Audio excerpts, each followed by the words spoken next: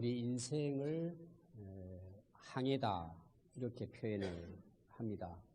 왜냐하면 우리 인생을 살아가다 보면 우리가 예기치 못한 어려움을 당합니다. 상상도 못한 일들이 일어납니다. 그래서 바다를 항해하는 배가 이제 갑자기 파도가 치고 풍랑이 일어날 때 위기를 만나죠. 우리 인생이 그런 그 위기 가운데 살아가고 있다 이렇게 말할 수 있습니다. 근데 이제 우리 믿는 우리 하나님의 백성들 또 그리스도인들에게 있어서 이 세상에 많은 풍랑을 만나지만 우리는 결코 표류하지 않습니다. 우리는 풍랑 중에도 목적지를 향해서 끊임없이 나아갈 수 있습니다. 왜냐하면 예수님이 우리의 선장이시기 때문입니다. 오늘 우리가 읽은 이 말씀도 예수님과 제자들이 갈릴리 바다를 항해하는 이야기입니다. 그래서 오늘 그 35절을 보면 언제 예수님이 배를 타고 떠나시느냐 하면 날이 저물 때입니다. 어둑어둑해질 때죠. 밤에 배를 타는 것입니다. 지금부터 2000년 전을 여러분 한번 생각해 보십시오. 한밤중에 그것도 어떤 배일 것 같아요? 고깃배죠. 아주 작은 목선입니다. 그걸 밤에 제자들과 함께 타고 저 건너편으로 가시는 것입니다. 그럼 그날 하루 예수님의 일과는 어떠했을까? 4장 1절에 보면 예수님이 그날 하루 일과가 나와요. 예수님이 해변에 배를 띄워놓고 배 위에 서서 그 바닷가에 앉아있는 무리들에게 말씀을 가르치는 내용이 나옵니다. 하루 시작이 말씀을 전하는 그런 이제 일과였습니다. 하루 종일 바닷가에서 많은 비유로 무리들에게 가르칩니다. 거기 보면 이제 우리가 잘 아는 씨를 뿌리는 비유해서 예수님의 말씀이 나옵니다. 그날 하루 다 가르친 걸 기록한다면 몇 페이지를 나오겠죠. 그래서 간략하게 예수님이 그날 하루 일과는 바닷가에서 많은 사람들에게 하나님의 말씀을 가르쳤다는 것입니다. 근데 이제 해가 어두워집니다. 더 이상 가르칠 수가 없잖아요. 그래서 제자들에게 우리 배를 타고 저 건너편으로 가자. 그리고 이제 배를 타고 갑니다. 근데 36절에 보면 제자들이 무리를 떠나 많이 모여있는 사람들이죠. 그들을 떠나 예수를 배에 계신 그대로 모시고 가매 다른 배들도 함께 하였더라. 예수님이 갈릴리 바다에서 배 위에 서서 말씀을 전하시면서 그냥 그대로 저물 때에 저 건너편으로 배를 타고 가셨다는 것입니다. 제자들 입장에는 어땠을 것 같아요? 지금 이것이 예수님의 사역의 초기입니다. 제자들을 불러놓고 예수님께서 말씀을 전하는 그런 초기에 일어나는 이야기입니다. 제자들 입장에서는 예수님과 함께 배를 타고 가니까 어때요? 기쁘겠죠. 즐겁고 밤중이라도 배를 이제 저으면서 예수님과 함께 그 갈릴리 바다를 이제 건너가는 것입니다.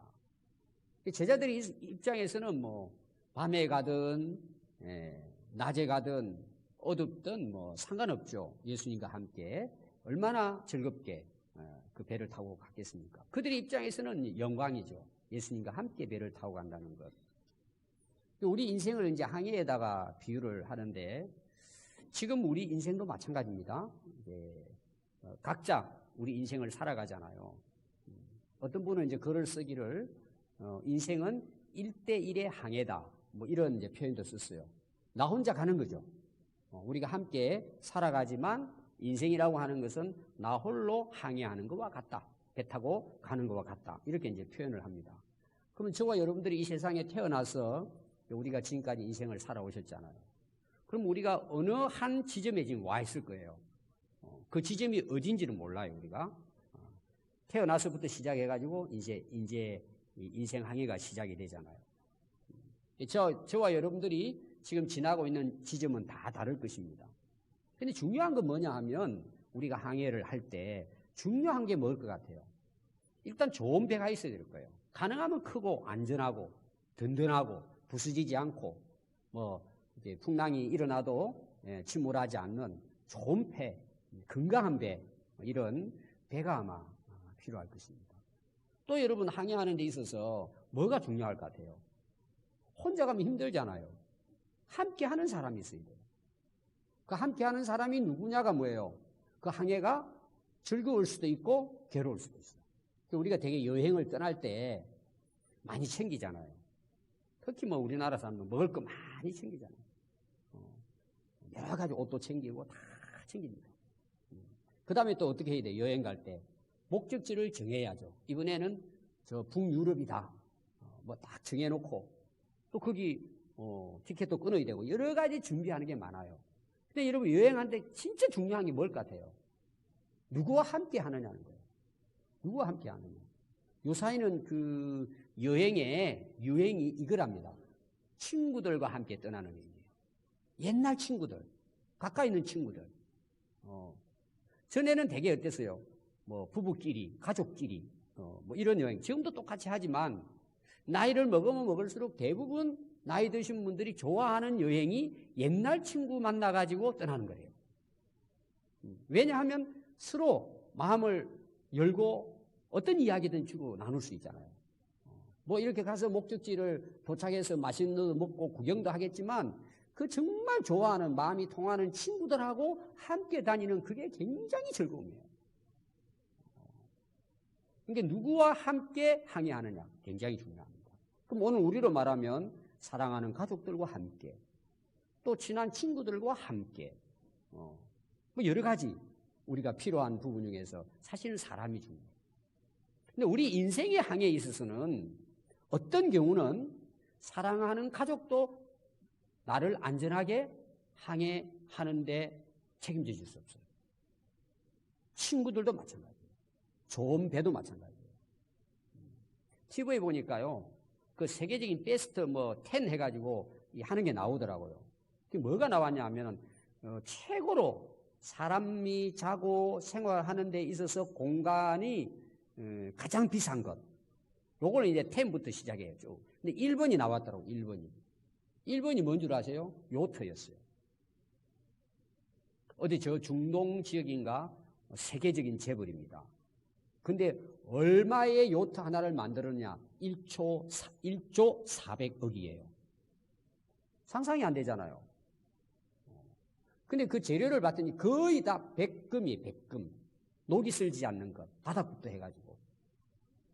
거의 금으로 둘러싼 거예요.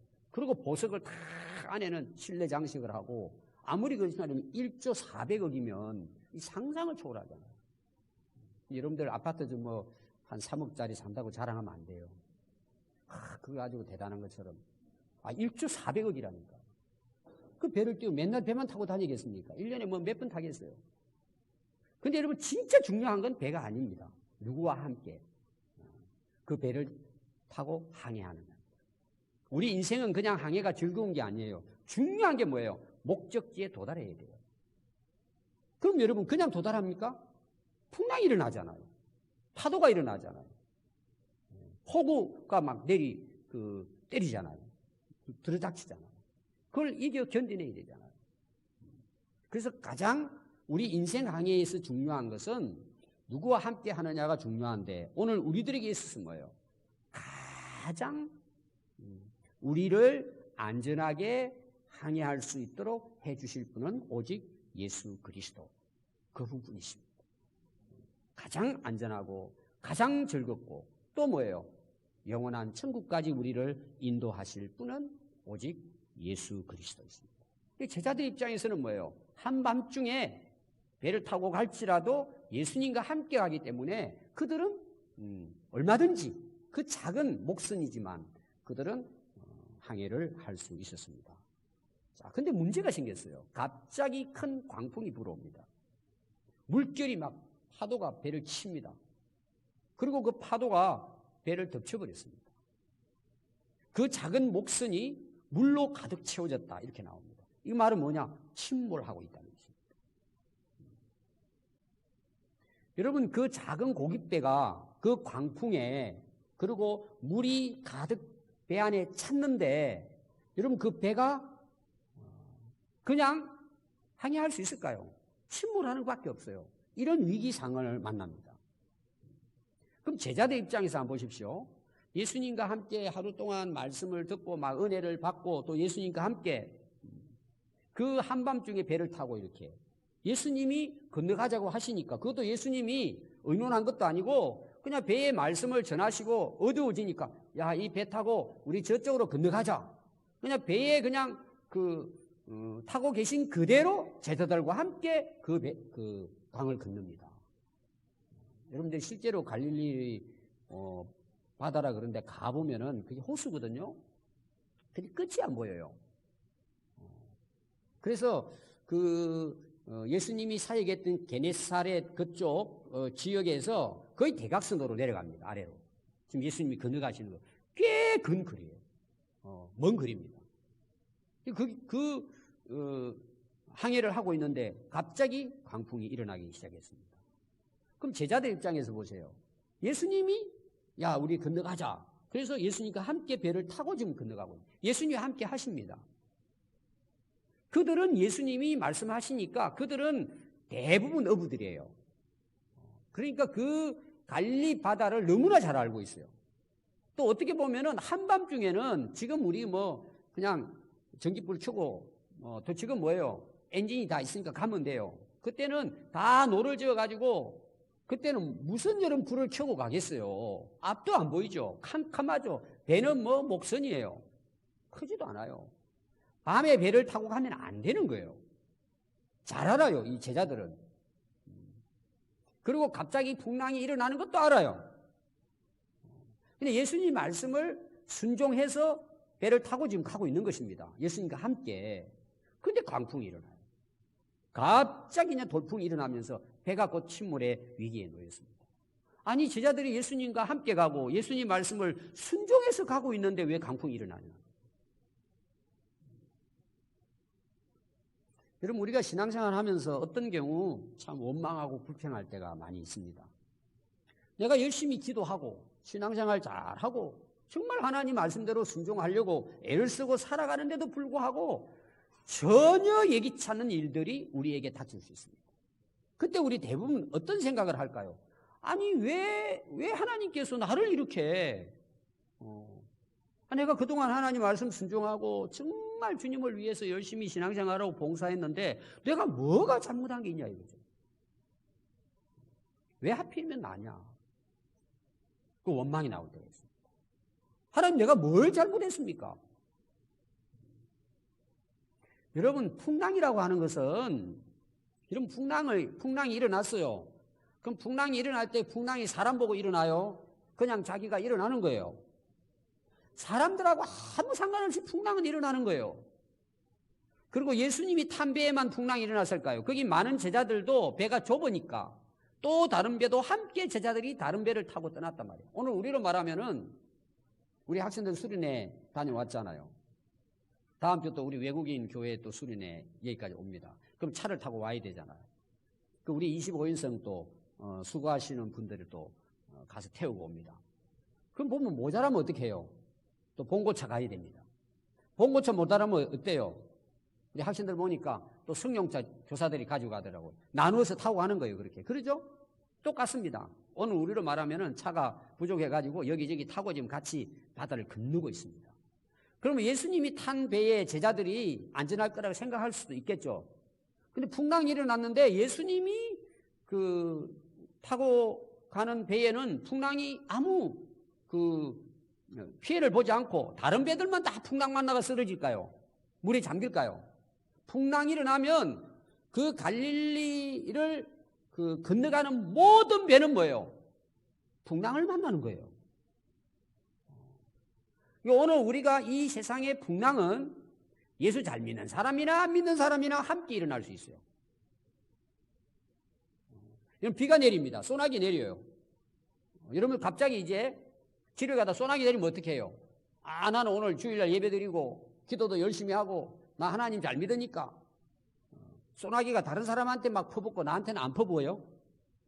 동일하게 퍼붓습니다. 예수님이 타고 간 배일지라도 풍랑이 일어나면은 침몰할 수 있습니다. 누가 잘했냐 못했냐, 기도를 많이 했냐 적게 했냐, 물론 그런 경우도 있죠. 여기 말하는 풍랑은 그냥 누구에게나 일어날 수 있는 풍랑입니다. 여러분 한번 보십시오. 모태신앙이에요. 지금부터 열심히 정말 어릴 때부터 믿음 생활 잘하고 정말 새벽기도도 하고, 그런데 여러분 풍랑 안 일어날까요? 인생에 아무 고난이 없고 아무 문제 없이 그냥 형통할까요? 아닙니다, 여러분. 예기치 않는 풍랑들을 다 만납니다. 물론 여러분, 우리가 그것을 정확하게 그 이유를 알 수는 없어요. 그러나 시간이 지나다 보면 알게 될 때가 많아요. 제가 오래전입니다. 한 아마 20년 전은 될 거예요. Why Me라는 책이 있어요. Why Me. 김충근 박사님이 쓴 책입니다. Why Me. Why Me는 뭐예요? 왜 납니까? 이거예요. 하나님 왜 납니까? 이게 이제 책 제목이에요. 그래서 제가 그 책을 읽어봤습니다. 처음부터 끝까지 쫙 읽어봤는데 참 은혜로웠어요. 그분이 이제 젊을 때 꿈을 가졌어요. 그리고는 미국으로 단돈 200불을 가지고 유학을 떠납니다. 그리고 악착 같이 가서 정말 공부만 한 거예요. 결국은 동양의 최초로 미국의 정치학 박사학위를 받습니다. 그리고 대학의 교수로 들어가는데 아주 훌륭한 대학입니다. 교수 한 사람을 뽑는데 108명이 원서를 낸 거예요.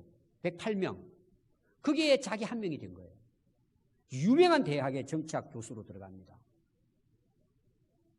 그리고 한 해에 2,000명 가운데 그 교수들을 뽑아가지고 한 사람을 최우수 교수상을 줍니다. 근데 이 김충근 박사님이 그 최우수 교수상을 받습니다. 여러분, 이 정도면 어때요? 성공한 거죠? 완전히 뜨는 교수가 됐습니다. 잘 나가는 교수가 됐습니다. 근데 어느 날 갑자기 쓰러집니다. 병원에 응급실에 갑니다. 간암 말기예요. 피를 토하고 죽어갑니다. 그래서 그분의 기도가 왜 하나님 납니까? Why me? 이게 책 제목이에요. 그는 비통해하면서 하나님 왜 납니까? 하필은 왜 납니까? Why me? Why me? 계속 하나님께 부르짖습니다. 왜 내가 죽어야 합니까? 자기 열심히 살아왔는데. 그리고 하나님께 엎드려 기도하면서 은혜를 받습니다. 하나님께서 전적으로 치료해 주십니다. 완치가 됩니다. 그리고 미국의 알래스카 주립대학 교수로 스카웃대에 갑니다. 그 학교에 가서도 최우수상을, 교수 우수상을 받습니다. 그 알래스카는 굉장히 어려운 지역이잖아요. 10년 동안 주지사와 함께 그 경제 국제 무대 특별 고문관으로 거기서 일을 합니다. 대학 교수를 하면서 경제 쪽에 그 주를 위해서 이제 그 일을 감당합니다. 근데 그가 맡은 10년 동안에 이 알래스카 주에서 그 다른 지역으로 수출을 하는데 300%나 성장해버린 거예요. 엄청난 성장을 하게 됩니다. 그래서 주정부로부터 경제개발 특별상을 또 받습니다. 거기서 끝나지 않습니다. 미국의 전 한인의 크리스찬들을 통해서 단체를 세워가지고 신앙회복 운동을 일으킵니다. 그래서 많은 사람들을 일깨우고 하나님께 돌아오게 하고 신앙을 회복시키는 데 있어서 앞장서는 그런 정말 선한 영향력을 끼치는 인물이 됩니다. 그리고 마지막 그가 또 글을 씁니다. Why me? 하나님 하필 왜 나입니까? 하나님 내가 무슨 능력이 있는 것도 아니고 가진 것도 있는 것도 아니고 정말 부족한데 왜 하나님 나입니까? 왜 하나님 나에게 이런 큰 은혜를 주십니까? 왜 납니까 하나님? 그게 이제 마치는 그런 이제 내용입니다. 여러분, 우리가 힘들고 어려울 때 항상 그러죠. 하나님 왜 하필이면 납니까? 왜 내가 이런 고난을 당해야 합니까? 내가 뭐가 잘못한 게 있습니까? 우리 그럴 때가 많이 있죠. 근데 중요한 건 뭐예요? 강풍이 일어나고 배는 물이 배에 잠겨서 지금 침몰 위기 있습니다. 근데 그때 예수님은 어떻게 하고 계세요? 38절 보니까 예수께서는 곧물에서 베개를 베고 주무시더니, 아니 지금 배가 그 물에 다 가득해서 잠겨가는데 예수님은 곧물은 그 배 뒤편에 제일 높은 곳을 이야기해요. 예수님이 거기에 베개를 가지고 가셨는지 하여튼 베개를 베고 거기서 주무십니다. 그래서 제자들이 예수님을 깨웁니다. 선생님, 우리 다 죽게 생겼는데 좀 우리를 도와주든지 돌보주십시오 하고 가서 깨웁니다. 누가복음에 보면 이렇게 나와요. 예수님이 잠이 든지라. 분명하게 기록해요. 예수님이 잠이 드셨다 이렇게 나옵니다. 왜 잠이 들으실 것 같아요? 왜 잠이 들었을 것 같아요? 자, 아침부터 뭐 했다 그랬죠? 말씀을 가르친 거예요. 그것도 뭐예요? 지금처럼 강당이 있습니까? 예배당이 있습니까? 해변가에서 마이크가 있습니까? 스피커가 있습니까? 그럼 얼마나 외쳐야 돼요? 바다의 파도 소리는 나고 운치는 있지만 뭐예요? 소리가 들려야죠. 그럼 여러분 그냥 말씀을 전했겠습니까? 저는 외쳤다고 봐요. 고함을 지른 거죠. 여러분 힘든 노동 중에 하나가 뭔지 아세요? 말하는 거예요. 사람 만나는 거예요. 쉽지 않아요, 여러분. 진이 다 빠져요. 하루 내 그것도 여러분 예수님이 그냥 쉬어가면서 했을 것 같아요. 막 진짜 힘을 다해서 전했을 것 같아요. 열정적으로 전하셨겠죠. 그럼 어떻게 돼요? 해질 무렵 되니까 듣는 사람도 피곤하겠죠. 예수님도 지친 거죠. 야, 배 건너서 좀 쉬자. 또 저쪽 가서 사역하자. 그곳을 떠나신 거예요. 그럼 여러분 그렇게 하고 이제 예수님이 배를 타셨어요. 피곤하시니까 어때요?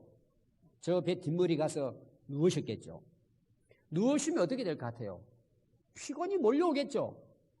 골아 떨어지신 거죠. 어떤 분들은 이제 이 주석을 보면은 자는 척 했다.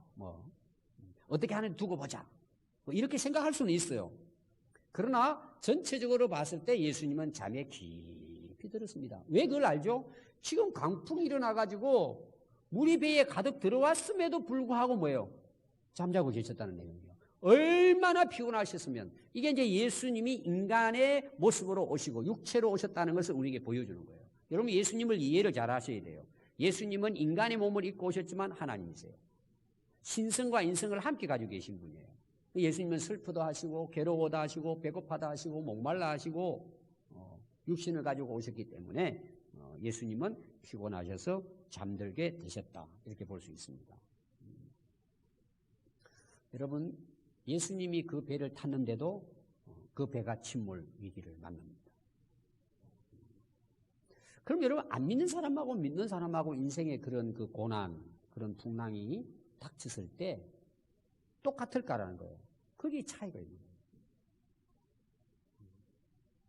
똑같이 인생의 항해를 하고 똑같이 풍랑을 당하지만 예수님을 믿는 사람하고 자기 믿는 사람하고는 그때 이제 구별이 되는 거예요. 그럼 어떤 구별이 될 것 같아요? 보통 사람들은 절망합니다. 남을 탓하고 원망하고 평소 때 하나님을 안 믿는 사람들을 또 하늘에게 삿대질을 합니다. 당신 살아있으면 말해보라고. 하나님이 어디 계시냐고 원망하고 불평하다 쓰러집니다. 근데 예수님을 진정으로 믿는 사람은 어떨까요? 풍랑 가운데에서도 두렵겠죠. 제자들도 두려워했잖아요. 예수님을 찾는다는 거죠. 예수님을 깨운다는 거죠. 예수님의 도움을 구하고 예수님께 기도한다는 거죠. 위기를 만났을 때. 이게 차이예요. 그래서 어떤 결과를 가져올까요? 그 광풍과 인생의 풍랑을 극복하고 이겨내고 다시 인생을 시작할 수 있다. 이게 믿음의 사람의 차이입니다. 여러분 요셉 한번 보십시오. 젊었을 때에 하나님께서 비전을 줍니다. 꿈을 꾸게 해요. 그러면 그때부터 이게 일사천리로 잘 나가야 되잖아요. 그때부터 고난이 시작합니다. 이루 말할 수 없는 고난이 찾아옵니다. 완전히 인생 그냥, 예. 바닥, 계속 바닥. 나중에는 감옥까지 가서 이제 감옥에서 그냥 죽다가 인생 끝나야 됩니다. 근데 여러분 잘 보십시오. 그곳에도 하나님이 요셉과 함께 하셨다는 내용이 나와요. 그 풍랑 중에서도 위기 중에서도 하나님이 은혜를 베푸셨다는 말씀이 나와요. 그런 풍랑과 위기 중에서 요셉이 끝까지 하나님을 의지하고 하나님 앞에서 경건하고 거룩하게 살았다는 거예요. 변함이 없었다는 거예요. 결론이 어떻게 될까요? 그 위기와 풍랑을 이겨냅니다. 뭘로 이겨내요? 하나님의 은혜로 이겨내는 거예요. 그리고 결국은 하나님께서는 요셉을 들어서 하나님이 보여준 비전을 이루시는 거예요. 하나님이 영광을 받으시는 그런 역사가 일어납니다. 오늘 우리도 마찬가지입니다. 여러분 상상할 수 없는 위기가 순간순간 찾아옵니다. 우리는 뭐예요? 주님이 있기 때문에 그걸 이겨낼 수 있는 거예요. 아멘. 그리고 그걸 통해서 뭐예요? 다시 일어나서 하나님의 영광을 드러내는 사람이 됩니다. 그런 걸 통해서 뭐예요? 요셉이 총리가 되듯이 꼭 그런 지위만 아니라 그런 능력을 갖추게 되는 거죠. 그래서 예수님께서 제자들이 깨우니까 일어나서 바람을 꾸짖고 잠잠하게 합니다. 여러분 예수님은 하나님이십니다. 이 세상 만물을 창조하신 분입니다. 하나님의 아들이실 뿐만 아니라 인류를 구원하러 오신 메시아이십니다. 그래서 하나님은 예수님을 통해서 인류를 구원하기를 원하셨고 그거를 완성하러 오신 분이 예수 그리스도이십니다. 그리고 예수 그리스도께서는 세상 만물을 창조하셨을 뿐만 아니라 또한 뭐예요? 다스리시는 전능하신 분이십니다. 이걸 보여주는 거예요. 그래서 제자들이 이런 마지막 보면은 아니 그가 누구에게 바람과 바다도 순종하는가? 예수님의 신성의 부분이죠. 하나님이심을 드러내는 것입니다. 예수님은 무슨 일이든지 하실 수가 있다는 것을 말씀해 주고 있습니다. 그리고 제자들에게 예수님이 두 가지를 꾸짖습니다. 제자들에게 이르시되 어찌하여 이렇게 무서워하느냐? 두 번째는 뭐예요? 너희 어찌 믿음이 없느냐? 자, 먼저 무서워한다는 내용이 나옵니다. 왜 무서워했을 것 같아요? 믿음이 없으니까 무서워하는 거죠. 예수님이 그들과 함께 배에 타고 계심에도 불구하고 그 예수님에 대한 뭐예요? 믿음이 없는 거예요. 두려워하죠. 무서워할 수밖에 없습니다. 제가요, 한 20년 전 이야기입니다. 지금은 이제 그 육지가 돼서 차를 타고 가지만 문여도 교회에 제 후배가 목회를 했어요. 그래서 오셔서 부흥회를 인도해 달라 그래서 20년도 전에 이제 제가 부흥회를 여기 여객선을 타고 문여도 교회에 갔어요. 그래서 한 주간 이제 부흥회를 마쳐 금요일 날 아침에 나왔습니다. 나오는데 이제 비가 오고 바람이 불어가지고 여객선이 안 뜨는 거예요. 그리고 이제 저는 나와가지고 이제 주일날 언제까지 있어야 될지 모르잖아요. 그 어떻게 해야 되냐 그랬더니 그 목사님이 또 근사님의 남편이 고깃배를 하는 분이 있었어요. 여러분 조그마한 보트 좀 넓적한 거 있잖아요. 이런 뭐 김하고 할 때 이제 그 하는 거 있어요. 그 전화를 하더니 그분이 태워주겠대요. 군산으로는 좀 뭐 머니까 부안 쪽으로 해서 좀 갑시다. 그랬더니 또 저뿐만 아니라 여객선이 안 나오니까 또 시내 나갈 사람들이 또 기다리고 있더라고요. 그 목사님 이거 타고 나갑시다. 그래서 제가 이제 탔어요. 처음 타보는 거예요, 그런 배를. 그냥 풍랑이 아니고 파도가 치는데 큰 파도도 아니에요. 이게 막 올라갔다 내려갔다 하는데요. 멀미가 나올 것 같더라고. 근데 그날따라 이제 바람이 많이 불었으니까 여객선도 안 왔잖아요. 안개까지 끼운 거예요. 제가 안개가 왜 무섭다는 걸 알았어요, 그때. 그래서 근사님 남편이 그러시더라고. 목사님 제일 무서운 게 안개예요. 안개면 안 보이잖아요. 그때 뭐 조그마한 보트에 뭐 이런 뭐 내비게이션이 있겠습니까? 감으로 가네, 감으로. 그러다가 어디까지 가는지, 그분이 그래요. 이렇게 하다가 북한까지도 간대요. 웃으면서 하시는 말씀이 북한까지도 간대요. 이게 뭐, 감으로 가니까, 이게 이제 안개가 안 끼면은 대강 보이잖아, 이렇게. 이거 표류하기 시작하는데요. 문제는 또 뭐냐? 바람 불잖아요. 이게요, 진짜 막 올라갔다 내려갔다 하는데요. 제가 그래도 별로 겁이 없는 사람이거든요. 속으로는 야 이거 진짜 이렇게 하다 이 순교하는 거 아니냐. 속으로 이제 뭐 하겠다 이건 아니지만 야 이거 진짜 위험하네. 이게 1시간 이상을 그렇게 하는 거예요. 어느 분은요 가운데 앉더니 기도하시더라고. 그러니까 믿는 사람이 많아요 그쪽이. 정말 기도. 나중에 물어봤더니 눈물 흘리며 기도했대. 이 배를 안 타야 되는데 내가 타가지고 이렇게 죽을 뻔했다고 막 그러시더라고. 그만큼 위험했어요 정말. 그 선장도 그러더라고. 근데 야 진짜 이런 날을 처음 받았다. 안개는 끼죠. 바람은 불죠. 어디를 가는지 모르죠. 헤매다가 큰 배를 만난 거예요. 큰 배에게 물어봐가지고 겨우 나왔더니 또 경찰이 지키고 있더라고요. 벌금 물린다고. 저는 가라 그러고 그 사람이 벌금 냈어요. 그래서 그때 제가 이 섬에 목회하는 목회자들의 그 마음을 이해한 거예요. 그 사모님도 같이 탔거든요. 저는 목사님 처음 와서 죽는 줄 알았대요. 처음 타보니까.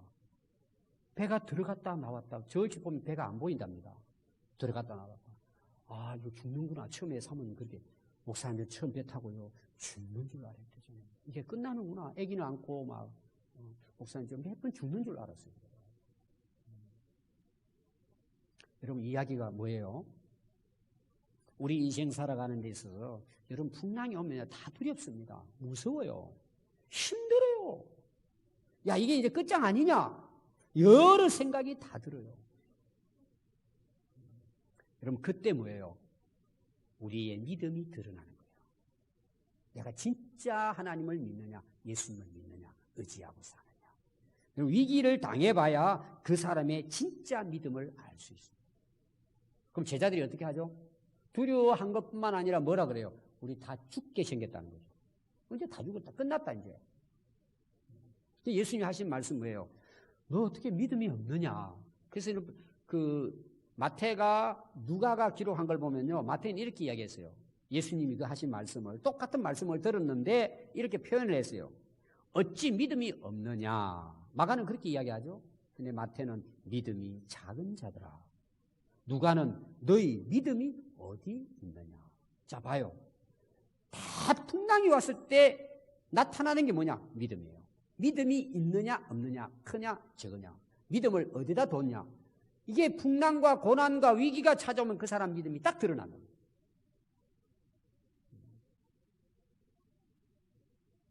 제자들은 믿음이 없었다는 거예요. 그래서 뭐라고 그들이 고백해요? 자기들은 죽었다고 말한 거예요.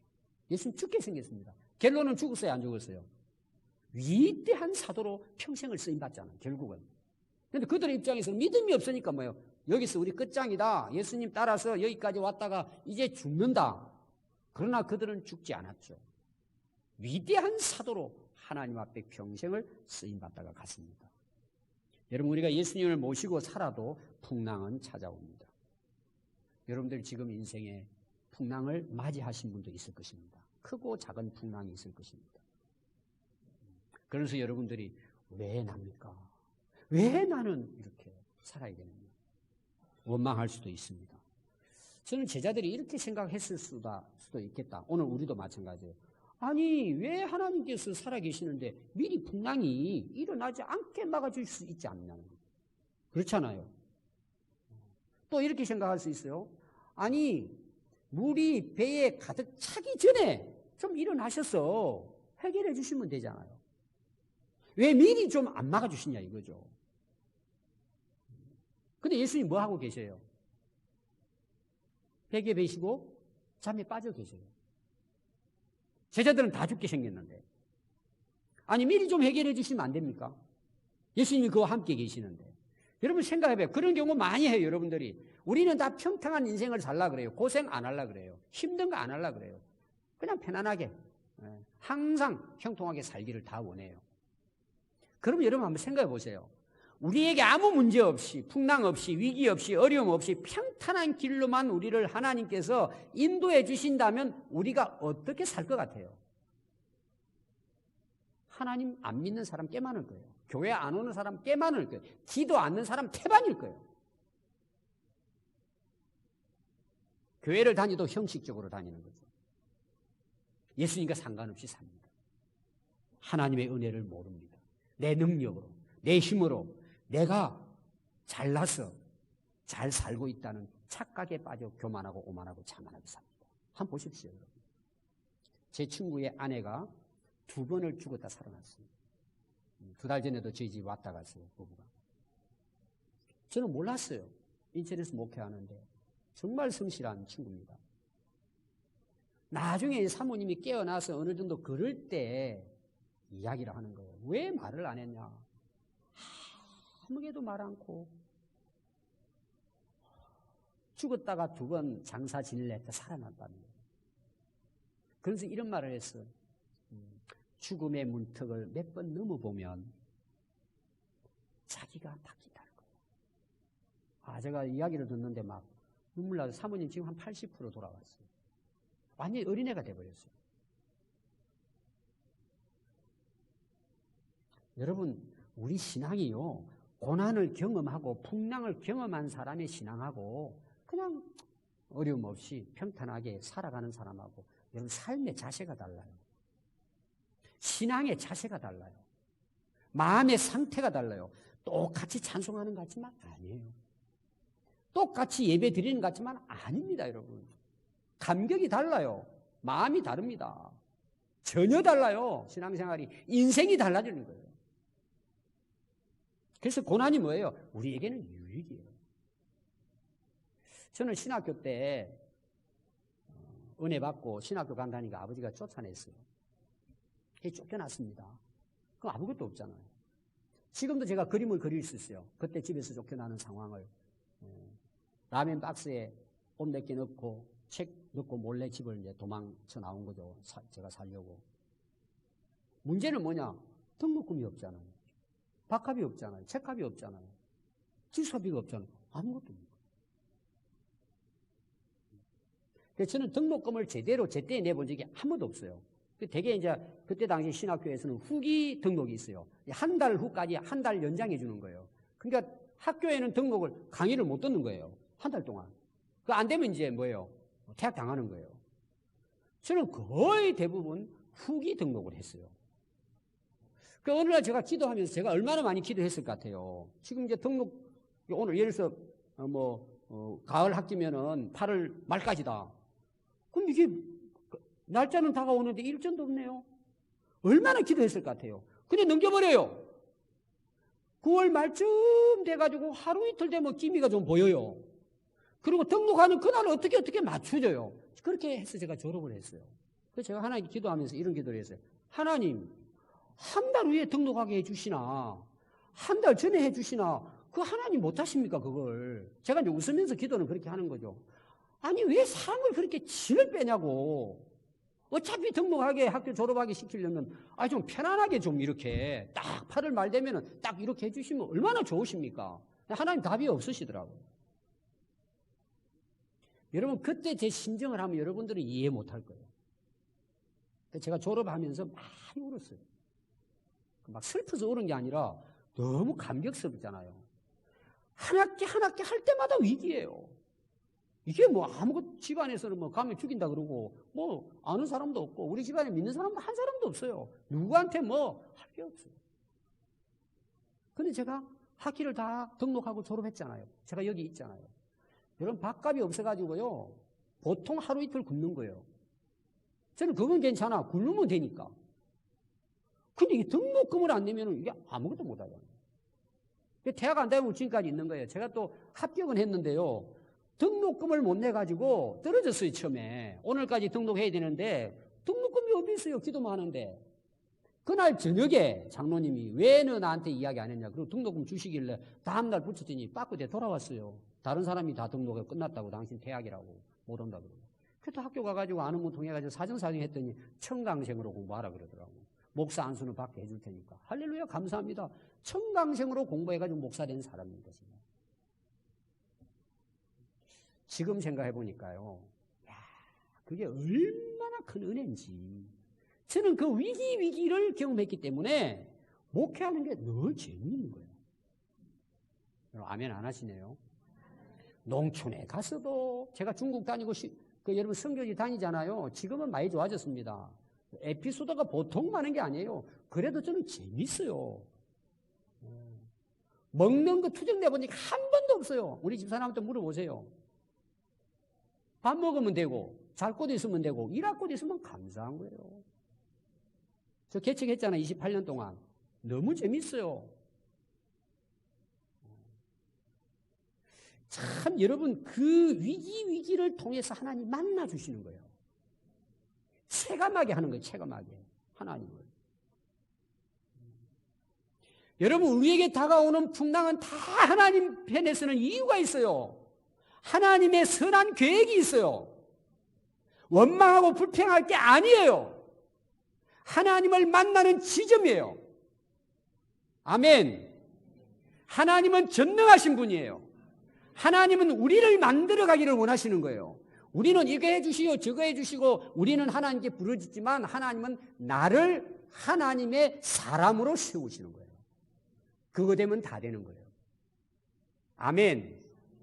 자, 마지막 여러분 풍랑 이기는 방법이에요. 마태복음 14장 보면은 베드로가 예수님이 이제 바다 위를 걸어오시니까 예수님 저도 걸어가게 해주세요. 그래 너 걸어와라. 예수님 바라보고 바다를 걷습니다. 베드로가. 근데 막 파도가 쳐오잖아요. 예수님 바라보고 파도를 보는 순간에 뭐예요? 두려워서 빠져버렸어요. 이게 이런 원리예요. 원리. 우리 인생 살아가면 크고 작은 풍랑이 있어요. 위기 찾아옵니다. 여러분 절대 우리는 풍랑과 싸워서는 100% 실패해요. 풍랑은 절대 우리가 이길 수 없어요. 우리는 풍랑과 싸우는 게 아니에요. 자기와의 싸움. 여러분 풍랑 원망하고 탓한다고 문제 해결되지 않아요. 그럼 더 좌절해요. 내 마음에 일어나는 풍랑을 이겨야 돼요. 내 믿음이 흔들리는 것을 여러분들이 이겨내야 돼요. 어떻게 이겨내요? 끝까지 예수님 바라보는 거예요. 끝까지 예수님을 생각하고 예수님 말씀을 붙들고 예수님께 내 마음이 사로잡혀야 돼요. 풍랑의 마음이 사로잡히면 풍랑에게 먹혀버려요. 인생 끝나는 거예요. 여러분 믿음이 뭘까요? 풍랑이 일어나도 풍랑에 사로잡히지 않는 거예요. 예수님께 사로잡히는 거예요. 말씀에 사로잡히는 거예요. 그러면 이겨내는 거예요. 얼마든지 이길 수 있는 거예요. 지금 여러분들은 무엇에 사로잡혀 있습니까? 풍랑이 문제가 아닙니다. 어디에 사로잡힙니다. 여러분 예수님께 사로잡히시길 바라요. 예수님만 생각하세요. 예수님만 바라보고 달리세요. 풍랑은 저절로 잔잔해져요. 예수님이 우리와 함께 하시기 때문에 우리 아무것도 없어도 주님이 내 항해에 함께 하시면 그것이 인생의 답이에요. 예수님이 우리의 영원한 선장이세요. 두려워할 거 없어요. 오늘도 우리가 주님 바라보고 풍랑 중에서도 여러분 당당하게 믿음으로 승리할 수 있기를 바랍니다. 기도하겠습니다.